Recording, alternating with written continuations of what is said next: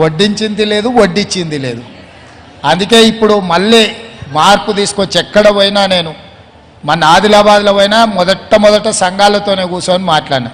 ఇవాళ కొడంగల్కి వచ్చిన ఇన్ని వేల మంది వచ్చినా మీతోనే కూర్చొని మాట్లాడుతున్నా అంటే కుటుంబం బాగుపడాలి, కుటుంబం ఆర్థికంగా నిలబడాలంటే నగదు ఆడబిడ్డ చేతుల్నే ఉండాలి. ఇంటి ఆయన చేతులుంటే సాయంత్రం పోయి బెల్ట్ షాపులు ఇచ్చొస్తాడు. అవునా? ఆ వ్యవస్థ పరిస్థితి మారాలనే మీకు మీ చేతిలో పెత్తనం ఉండాలి, మీ చేతిలో నగదు ఉండాలనేది మా ప్రభుత్వ ఉద్దేశం. భవిష్యత్తులో మంచి కార్యక్రమాలు తీసుకొని మీ సున్నా వడ్డీ విధానాన్ని పెద్ద ఎత్తున అమలు చేసి ఆడబిడ్డలను ఆదుకుంటాం. సంఘాలను అన్నిటినీ మళ్ళీ బలోపేతం చేస్తాం. మీరు ఆశీర్వదించి మీరు అండగా ఉంటే ఈ ప్రభుత్వం మీ జీవితాలలో వెలుగు తీసుకొస్తుంది. మిమ్మల్ని లక్షాధికారులను గతంలో అన్నారు, ఇవాళ ఆడబిడ్డల్ని కోటీశ్వరులను చేయడమే మా లక్ష్యం. లక్షకి ఇవాళ విలువ లేకుండా పోయింది. అవునా? లక్షాధికారి అంతకుముందు ఎవరో ఊరికి ఒక 4-5 ఉండేది, ఆయన లక్షాధికారే అనేటోళ్ళు.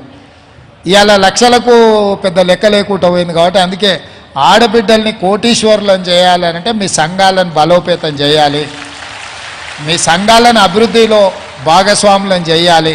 ఈ ప్రాంతంలో చాలామంది మహిళా సంఘాలు కందులు కొంటారు. ఆ మధ్యలో ఒకసారి మీకు నష్టం వచ్చింది కందులు కొని కూడా. అవునా? మళ్ళా తేరుకోవడానికి మీకు చాలా సమయం పట్టింది. అందుకే ఐకేపీ ద్వారా మీరు కొనుగోలు కేంద్రాలు కానీ మీకు నగదు ఇవ్వాలని, మీకు బ్యాంకులో కూడా వడ్డీ వసతి అన్ని రకాలుగా మీకు లోన్ ఇచ్చే విధానాన్ని వడ్డీ లేకుండా మీకు ఇచ్చి మంచిగా మిమ్మల్ని నిలబెట్టాలనేదే ఐకేపీ సెంటర్లు ఇంకా బలోపేతం చేస్తాం. రాష్ట్రం నలుమూలల ఏ పంటలు వండినా మీ ద్వారానే కొనుగోలు చేయడానికి చర్యలు తీసుకుంటాము. అదేవిధంగా బట్టలు కానీ స్థానికంగా కుటీర పరిశ్రమలు లాంటివి ఏమేమి మీకు చేయగలమో మీరు ఆలోచన చేసి చెప్పండి. అధికారులు అందరు ఇక్కడ ఉన్నారు, చీఫ్ సెక్రటరీ గారు, మొత్తం రాష్ట్ర పరిపాలన యంత్రాంగం అంతా ఇక్కడనే ఉన్నది. మీరు ఏం అడిగినా చెయ్యగలిగింది తప్పకుండా రాష్ట్ర ప్రభుత్వం మీకు అండగా నిలబడుతుంది, చేస్తుంది. మీ సారే ఇవాళ పెద్ద కుర్చీలు ఉన్నాడు, ఏం కావాలన్నా అందరు పిలిచి, నేను పెద్ద కుర్చీలు ఉన్నా సార్ వాళ్ళందరూ మన కొడంగల్ మీద దయదలిస్తేనే ఇవాళ 5,000 కోట్ల రూపాయలు అక్కడ వరుసగా మనం అభివృద్ధి శిలాఫలకాలు వేసుకున్నాం. ఇవాళ 3,000 జీవో ఇచ్చిండి, ఇంకా మనం నీళ్లు పెరిగి ఇదవుతుంది. దాదాపుగా 4,000 కోట్ల రూపాయలతోని కృష్ణా జలాలు మనం తెచ్చుకోనికే ఉత్తమ్ కుమార్ రెడ్డి గారు ఈరోజు మనకు సంపూర్ణంగా సహకరించారు. దాదాపుగా 500 కోట్ల రూపాయలతోని కోమటిరెడ్డి వెంకటరెడ్డి గారు మనకు అన్ని రోడ్లు ఇచ్చిండ్రు. సారు దామోదర్ సారు మనకు medical college, veterinary college, nursing college, అన్ని కాలేజీలను ఇవాళ మనకి ఇచ్చారు. ఇంజనీరింగ్ కాలేజ్ మనకు బడే చక్కగా లేకుండే, మన ప్రాంతంలో పిల్లలు చదువుకోవాలంటే ఏడికేడుకో పోయే పని ఉండే. తాండూరు పోవాలి, మహబూబ్నగర్ పోవాలి, నారాయణపేట పోవాలి, పట్నం పోవాలి, ఇట్లుండే.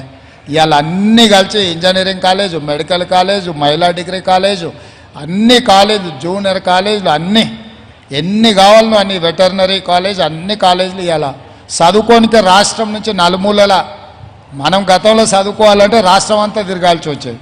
ఇవాళ రాష్ట్రంలో ఎక్కడున్న పిల్లలు కూడా ఇవాళ కొడంగల్కి వచ్చి చదువుకునేటట్టు ఇవాళ ప్రభుత్వం అన్ని అనుమతులు ఇచ్చారు. పెద్దలందరూ మన సంతోషంలో భాగస్వాములు కావాలని వాళ్ళు వచ్చి వాళ్ళందరికీ కూడా గట్టిగా సపోర్ట్లతో మీరు స్వాగతం పలుకుతారు. Thank you sir. Thank you sir. ఒకసారి మళ్ళీ హాజమ్మ గారికి గట్టి చప్పట్లతోటి మనం కృతజ్ఞిద్దాం. ఒక జీవోకి కారణమైన స్ఫూర్తి అయినరు వారి యొక్క మాటలకే ఇప్పుడున్నటువంటి ముఖ్యమంత్రి గారు ఆ జీవోకి కారణభూతమైన గట్టి చప్పట్లతోటి ముఖ్యమంత్రి గారికి కూడా